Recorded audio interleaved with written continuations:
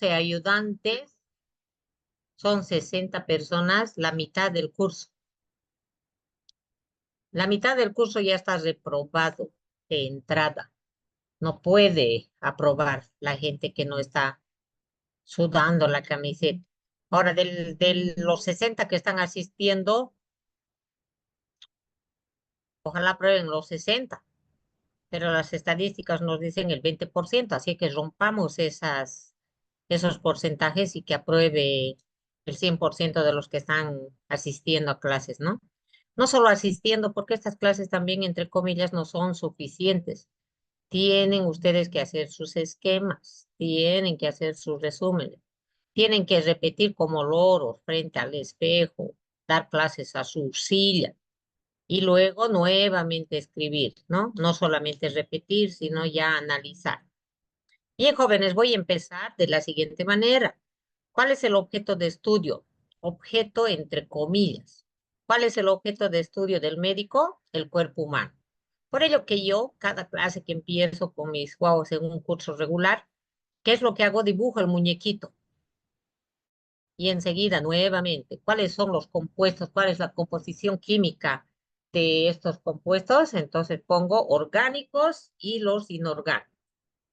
Estamos nosotros estudiando los orgánicos palabra, ¿no? Ahora nos toca la siguiente A, ácidos nucleicos. Entonces, el concepto, por favor, que lo tienen ahí, ya deben estar acostumbrados. Aquí lo único que está aumentándose es la P. Fíjense que en azúcar es cho, en proteínas, chon, en ácidos nucleicos, además de chon, el fósforo, que es muy importante. De memoria sabemos que hay dos tipos de ácidos nucleicos que tienen sus características. Esta de doble cadena, esta cadena simple, donde se localizan los dos en el núcleo, pero este también está en el citoplasma, este no, pero sí está en la mitocondria. Y esto es muy importante para la herencia materna, para saber si una persona es nieta de una determinada persona. Las bases nitrogenadas propias del DNA son A y G, adenina, guanina. Pero a este otro lado yo tengo C, U, T, cut, ¿no? Cortar. Bien. ¿Qué es un ácido nucleico? Un ácido nucleico es un nucleótido más otro nucleótido, más otro, más otro, más otro, es decir, elevado a la N. ¿Y qué es un nucleótido? Fíjense abajo, nucleósido más fosfato. ¿Qué es nucleósido? Base nitrogenada más azúcar. ¿Qué azúcar? Ribosa o desoxirribosa, dependiendo si es RNA o es DNA. Y la base nitrogenada puede ser púrica o pirimídica. ¿Cuál es la pirimídica? CUT, la que tiene solo un anillo. ¿Y cuál es la púrica? La que tiene dos anillos, adenina y guanina. Esto hay que memorizarlo, creo yo, para que podamos darnos cuenta dónde estamos, ¿no? ¿Qué es nucleótido? ¿Qué es nucleósido? Y así sucesivamente. Escuche nuevamente la grabación para poder ver, ¿no? Bien, en las próximas figuras está lo que se acaba de decir, ¿no? ¿Qué es un nucleótido? Un fosfato más estos dos que son el nucleósido. ¿Qué es el nucleósido? La base nitrogenada más el azúcar. Y entonces se van repitiendo esta base más el azúcar que va a ser la ribosa o la desoxirribosa con el grupo fosfato. Esta unidad que está en el recuadro repetido n veces me va a dar el ácido nucleico. Se lo puede representar con figuras de esta manera, sí, para que de esta manera veamos por lo menos 4 de estas unidades, ¿sí? Conformación estructural. Bases nitrogenadas. ¿Por qué se llaman así? Porque tienen pH alcalino. ¿Por qué nitrogenadas? Obvio, porque tienen nitrógeno. ¿Mm? Lo que hay que tal vez tomar en cuenta es esto. Pirimídica, el nombre es más largo que púrica. Y entonces a la inversa, la pirimídica un solo anillo. Y aquí la base púrica, ese mismo anillo, pero con un pentágono con 2 nitrógenos más. Ahora bien, Tal vez es bueno que recuerde lo que está en la primera línea. ¿Cómo puedo reconocer yo las bases púricas pirimídicas? Es que estas estructuras químicas absorben mucha luz cuando ésta tiene 260 nanómetros de longitud de onda. Recuerden que las luces se clasifican en función a su longitud de onda. Entonces tenemos luces de 1 nanómetro, de 2, de 100, de 200, de 400. El ojo humano puede ver de 350 a 700 nanómetros, pregunta de examen. Lo que está por debajo es ultravioleta, no lo puedo ver. Lo que está encima de 700, infrarrojo, no lo puedo ver, solamente Rambo lo puede ver. Bueno, ¿y para qué nos sirve este tema de la clasificación de luces? Es que cuando estas sustancias, cuando se está determinando el DNA de alguna persona, entonces lo que se hace es medir en estas máquinas la absorbancia. Si su pico se dispara justo con 260, estamos frente a estas bases nitrogenadas. De esa manera podemos reconocerlo en el laboratorio. Ahora alguien me va a decir, yo no voy a trabajar en laboratorio, pero es cierto, tiene que saber de lo que se está hablando en una reunión científica o lo que se está discutiendo en un trabajo en el ámbito legal. Tiene que saber de qué se está hablando, porque de lo contrario van a decir sí, sí, sí, como me dicen actualmente, cuando voy a donde voy. ¿Ah? La adenina y la guanina, miren, 2 anillos, citosina. No les voy a pedir esto, por favor, pero solamente sí quisiera que sepan esto.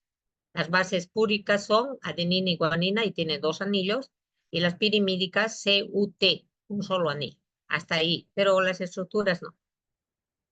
Bien, todos yo creo que saben, pero no está de más. 1940 se indicó que había genes en los cromosomas. Esto hay que tomarlo muy en serio. Los cromosomas tienen lunares, que se llaman genes. La suma de genes son los cromosomas. Bien. 1953 años de la reforma agraria en Bolivia. Watson y Crick propusieron, demostraron el modelo de la doble cadena de DNA como la conocemos. También, años posteriores, se demostró que bioquímica es enzima. No hay bioquímica sin enzima. ¿Y qué es la enzima? Proteína. Por ello que se saca proteína gen. Es decir, que si el gen es normal, se sintetizan buenas proteínas, es decir, se sintetizan buenas enzimas y hay buena bioquímica. Eso hay que entender. Mientras los genes estén indemnes, mientras los genes estén constantes, se van a sacar buenas órdenes para sintetizar enzimas, por lo tanto va a haber buena bioquímica. Por ello que hoy en día, y hay que tenerlo en cuenta, tenemos a la genotoxicología. Esta es una especialidad de la toxicología que lo que intenta es averiguar qué agentes son tóxicos para los genes, La molécula de DNA que, como ya lo habíamos indicado arriba, tiene 2 cadenas antiparalelas. Eso quiere decir que uno va al norte y el otro va al sur. No las 2 cadenas van en el mismo sentido. Y esto tiene su lógica para que pueda coincidir una púrica con una pirimídica, una pirimídica con una púrica. Si fueran idénticas y en el mismo sentido, en algún momento la cadena de DNA sería ancha y luego ancha y estrecha, y no es así, ¿no? Las bases nitrogenadas, poco polares, o sea, casi apolares, se encuentran dentro de la cadena, dentro de la hélice, para ocultarse y que no les rechace el agua. La distancia, como en cualquier molécula, es uniforme y está calculada en los 0,34. No le voy a preguntar el número, pero sí tiene que saber que entre base y base la distancia es constante, ¿no? Y 10 bases también. Claro, si aquí era 0,34 multiplicado por 10, me da 3,4. El diámetro de la doble hélice, 2 nanómetros. ¿Qué es nanómetro? ¿Qué es nanómetro? Es un submúltiplo del metro, 1 por 10 a la menos 9. de memoria. ¿Qué cosa? Metros. ¿Qué es un nanómetro? 1 por 10⁻⁹ nanómetros. ¿Qué es un nanómetro? La milésima parte de la micra. ¿Qué es la micra? La milésima parte del milímetro. ¿Qué es el milímetro? La milésima parte del metro. Fíjese cuánto, por eso son 3 milésimas, ¿no? Hay que repasar, por favor, múltiplos y submúltiplos del metro. Nosotros en medicina utilizamos micras, 10⁻⁶. Milímetros es mucho, es muy grande. En medicina manejamos micras, 10⁻⁶. O nanómetros, 10⁻⁹. Bien, en los vegetales, entonces, el DNA se encuentra en los cloro, que son sinónimos de mitocondrias. 6 picogramos, fíjense aquí cómo me sale, ¿no? Que es micro, nano, pico. Micro, nano, pico. Pico es 10⁻⁻12. Aquí podría ser picómetros, pero como está en peso, picogramos. 10⁻⁻12. Nosotros tenemos estos cromosomas que si los estiraríamos, medirían los 2 metros. Ya usted ha visto en colegio que los reactivos que están a este lado deben de ser iguales a la suma de los productos del otro lado. Y entonces ya está establecido, los grandes científicos demostraron que adenina y guanina tiene que ser igual a timina más citosina. Y sobre todo A igual a T y C igual a G. ¿Mm? La adenina debe encontrarse en la misma cantidad que la timina. Aquí está. Eso quiere decir. Y la citosina, esta citosina es con C, ¿no? ¿Por qué me hace ruido? A ver, una revisada, eso, por favor. A ver, mira, no están funcionando mis neurotransmisores, creo. Las dos cadenas son antiparalelas. Una es 5,3 y el otra es 3,5. ¿Sí? Estos nombres que tienen a continuación, sangre, mentira, sángeres, ¿no? Pero yo me acuerdo. ¿Sí? Con ese, ya. Citosina, entonces estaba bien aquí con. Bien. Sanger, Maxan y Gilbert determinaron la secuencia de bases del DNA. Sangre. Entonces ellos empezaron con sus exámenes de DNA, pero esto sirvió de base para el proyecto Genoma Humano, que usted sabe que se terminó recién el 2003. Es reciente este conocimiento. Ahora, ¿qué es el proyecto del genoma humano? Lo tengo más abajo, ¿no? Los puentes de hidrógeno, sabemos que se usan para los enlaces entre moléculas, pero también para una molécula grande, para unir partes de esa macromolécula. Cuando se va plegando, yo necesito corchetitos que me unan vuelta con vuelta, ¿no?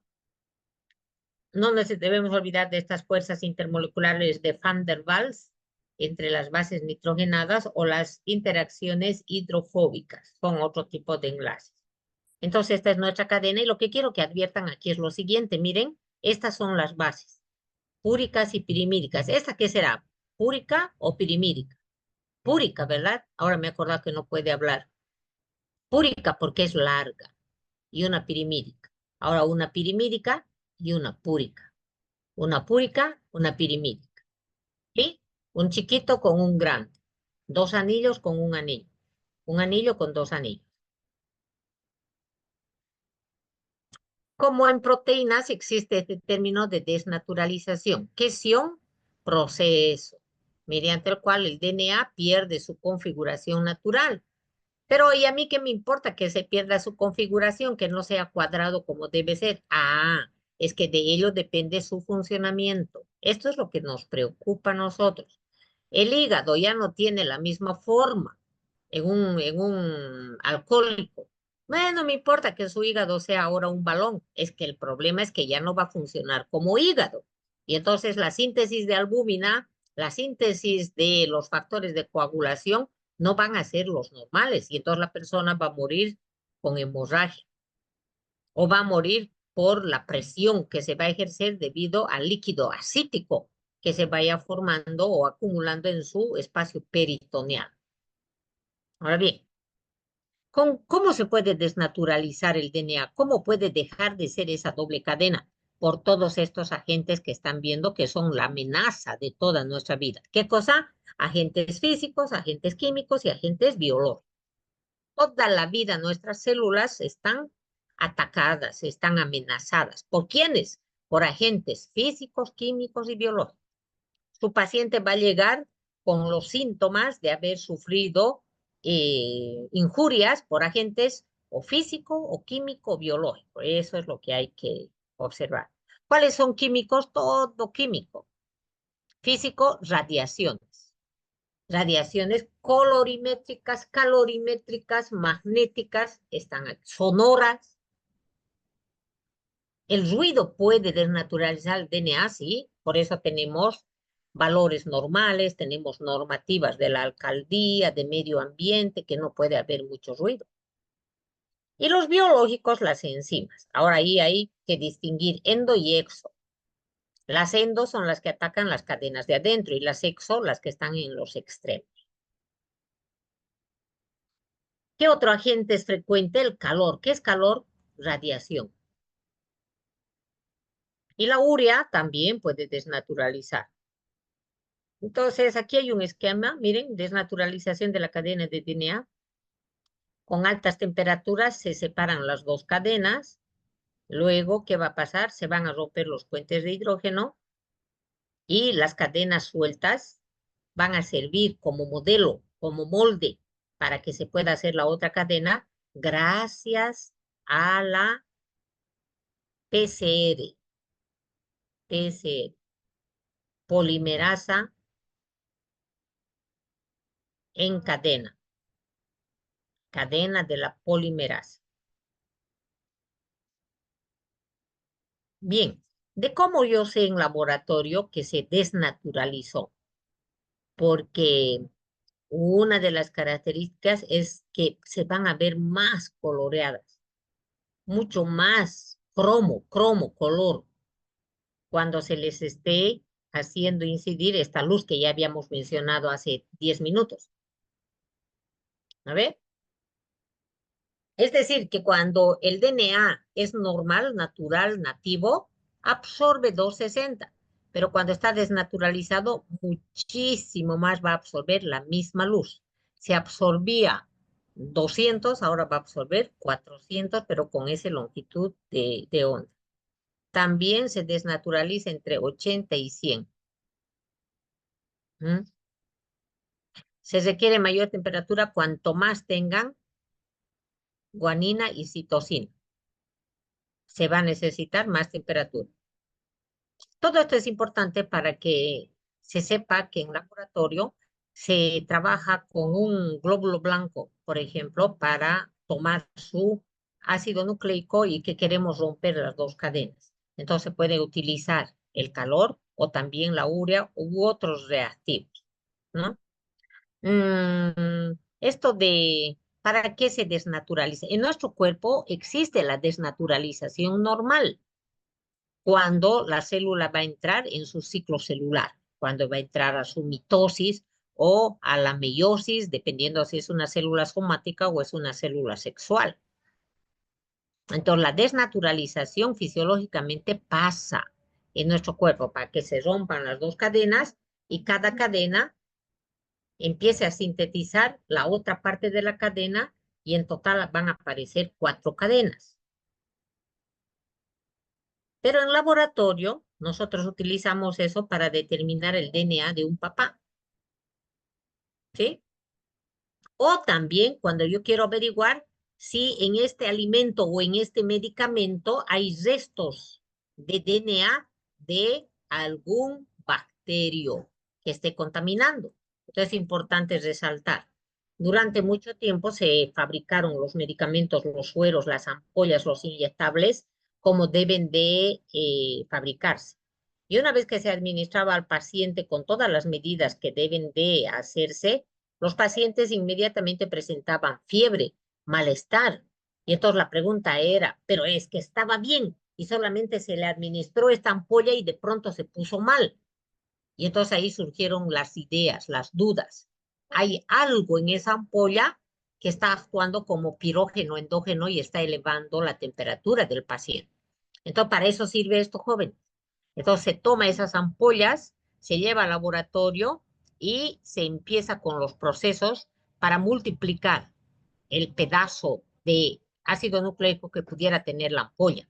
Y para eso, ¿qué se hace? Se somete a calor, como estamos viendo aquí, se lo lleva a la luz ultravioleta. Si tiene mayor cromosidad o cromicidad, entonces hemos desnaturalizado y viene un siguiente paso, el de usar las sondas o primers. Entonces, de esta manera nosotros podemos saber si un alimento o un cosmético o un medicamento está contaminado con fragmentos de ácido nucleico que están provocando que mi sistema inmunitario detecte esos pedazos e inmediatamente se va a dar el proceso de la fiebre. ¿Ya? Escuchen otra vez la grabación, busquen. Renaturalización es lo contrario, proceso contrario a la desnaturalización. Claro.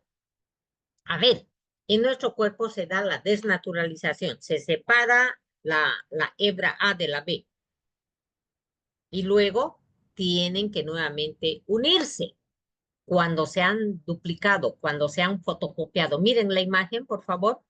Aquí que tengo, miren, celeste y azul, naranja y rojo. Se desnaturaliza con álcalis, con temperatura, por un determinado tiempo, con 0,1 molar. Y entonces yo tengo aquí desnaturalizado el DNA. Y renaturalización, observarán ahora que han intercambiado o no. No, sino que volvieron a unirse. Entonces, este es un proceso contrario a aquello. Y entonces, con estos dos fenómenos tenemos que aceptar este otro, hibridación, proceso en el cual se ponen en contacto cadenas simples de diferentes individuos en función a espacios complementarios. ¿Qué significa esto? Cuando yo tengo cadenas de diferentes individuos, se van a unir, se van a hibridar en aquellos sectores que guarden complementación, que guarden relación. Entonces, este fenómeno tiene que ser aplicado en lo que tienen aquí, en la paternidad.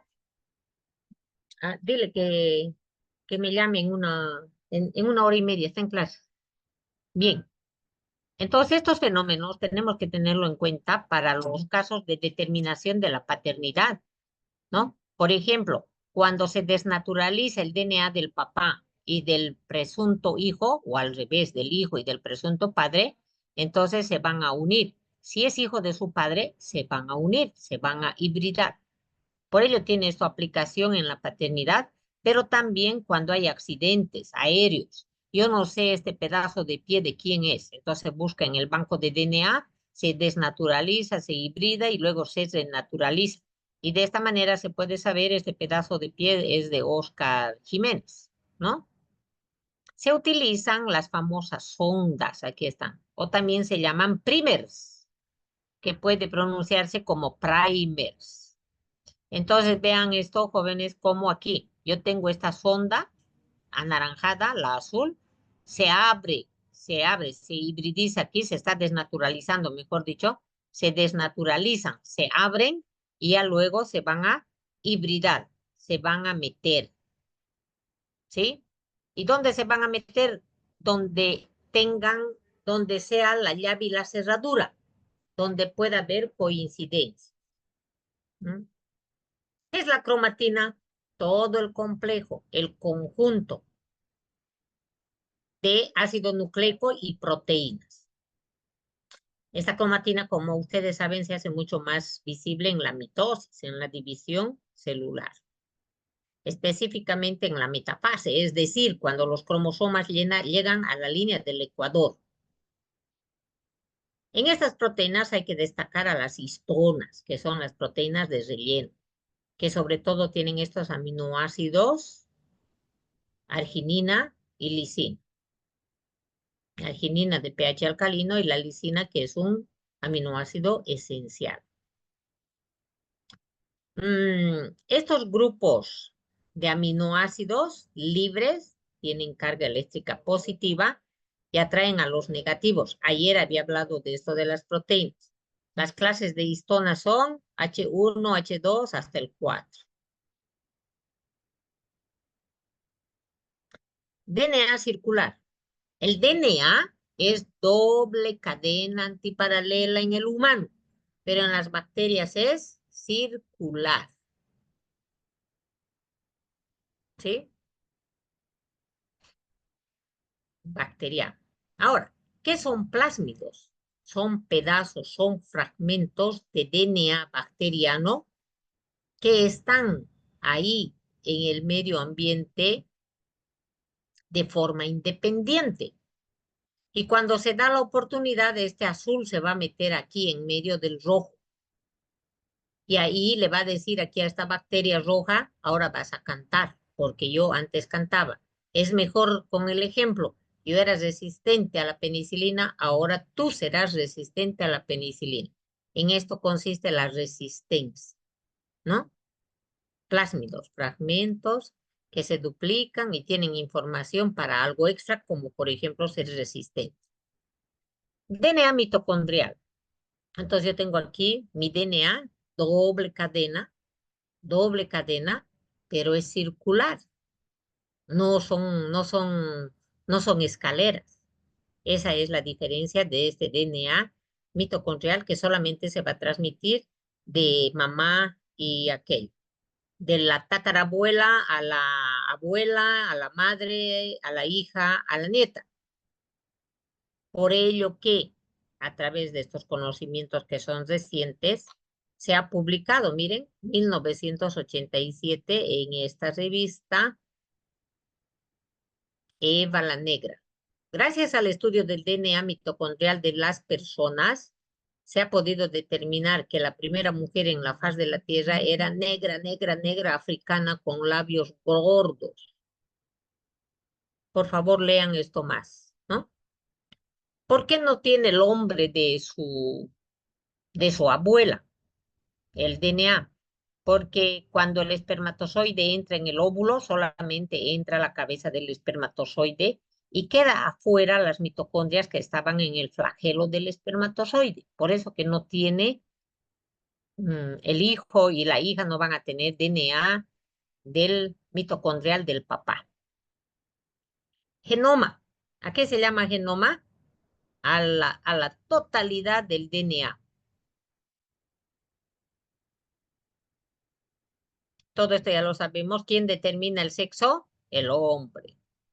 Por ahí hay tontos que dicen, esta mujer voy a cambiar de mujer porque solo me da hijas mujeres. Hay que cambiar de marido porque él es el que determina, ¿no?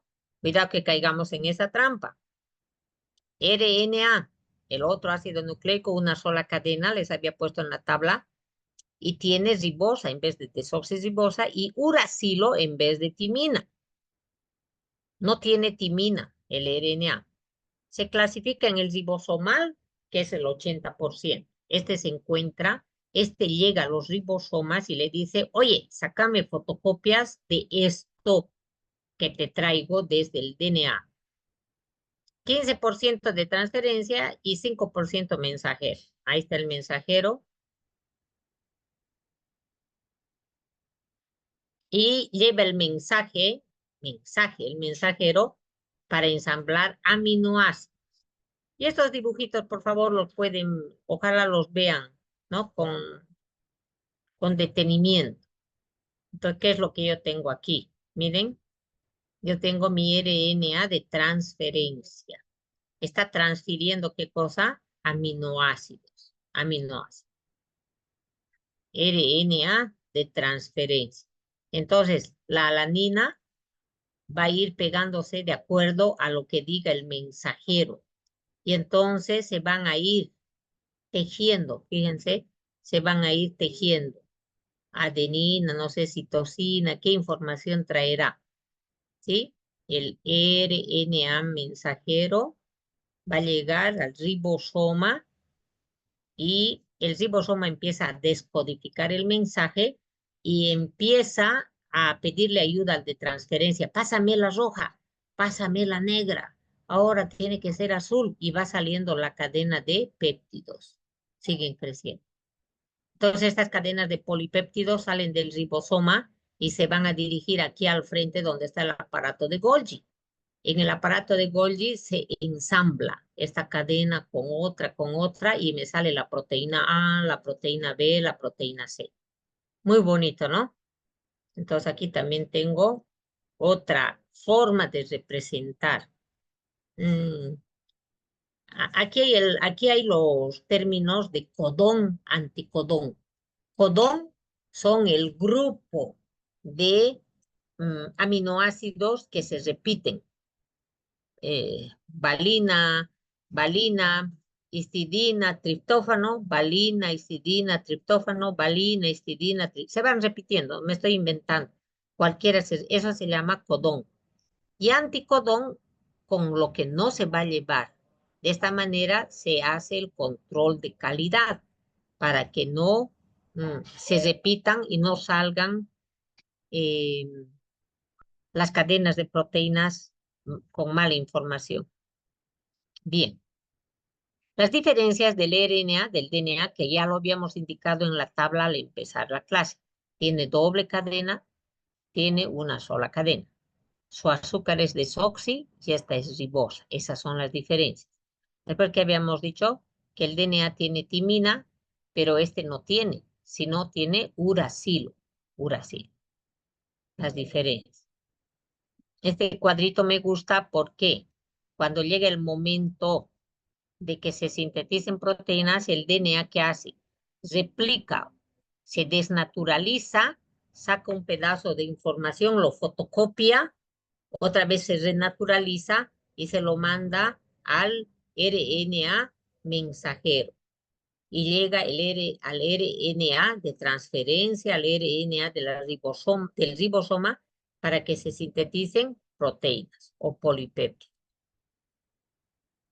Esta clase de RNA tiene la forma de un trébol, que ya lo hemos visto hace rato. Entonces, tiene como misión hacer coincidir un codón. ¿Qué es un codón? Un fragmento de secuencia de aminoácidos. Hacer coincidir un codón del RNA mensajero que está trayendo la información con el aminoácido correspondiente, pero no con el control de calidad que es el anticodón. Entonces, a ver, este es el ribosoma, el redondito grande, el ribosoma, fracción grande y la fracción pequeña. Entonces, este es el pedazo de DNA que se sacó una fotocopia en el núcleo y se lo dio al mensajero. Por ello que lleva del extremo 5' al 3'. Y está ahí con el orden de las bases. Y esas bases van a ser traducidas. Y aquí, ¿quién va a ayudar? El RNA de transferencia y va a ir este aquí, ¿no? RNA de transferencia con sus tripletes, los codones. Tráigame fenilalanina, fenilalanina. Entonces le da y lo va tejiendo y va saliendo aquí el polipéptido. El ribosomal, el más abundante, 80-85%.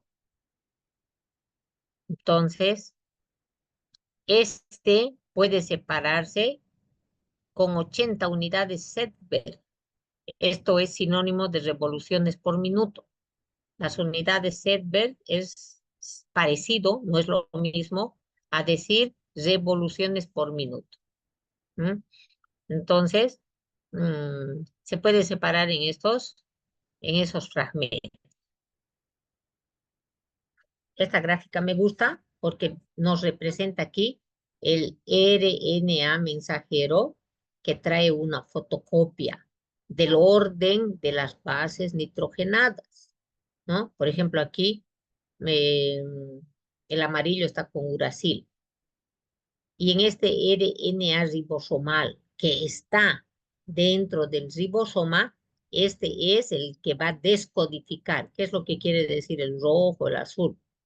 ¿Y a quién le va a pedir ayuda? Al RNA de transferencia y le dice, pasame el azul, pasame el verde. Y entonces viene y empieza a tejerse la cadena de péptido. ¿Mm? Mucho más bonito. ¿Qué es esto? El RNA mensajero abre la boca al ribosoma. Y entonces aquí va a ser de 3 en 3. Eso se llama codón. Empieza a ser descodificado. Y entonces pide al de transferencia que está dibujado ahora a este lado. Va leyendo y que le dice, pásame el azul, pásame la valina, porque está descodificando de 3 en 3. Y entonces le va pasando aquí y por el otro sitio van saliendo las cadenas sintetizadas, las cadenas de proteína. Yo me imagino a esto cuando tenía la edad de ustedes como una máquina de coser ropa y que por aquí estaba entrando mi tela, ¿no? Y que iba saliendo costurado. Bueno, en este lado sería aquí. Imaginación, cada uno tiene sus recursos para poder aprender, porque sin eso de mi invento de la máquina de coser, no podía relacionar. Los virus tienen ácidos nucleicos, sí. Las bacterias también, por favor, que son de forma circular. Los virus tienen AA, pero unos tienen DNA y otros tienen RNA. No tienen dos ácidos nucleicos, no tienen. ¿Qué tiene un virus? Solamente un ácido nucleico con una envoltura de proteína que se llama cápside. No llegan ni al estatus de célula, ¿sí? Por ello que estos son parásitos intracelulares. Ingresan o no a nuestro cuerpo y lo que tienen que hacer es ingresar dentro de la célula. ¿Para qué? Para que se apropien de toda la maquinaria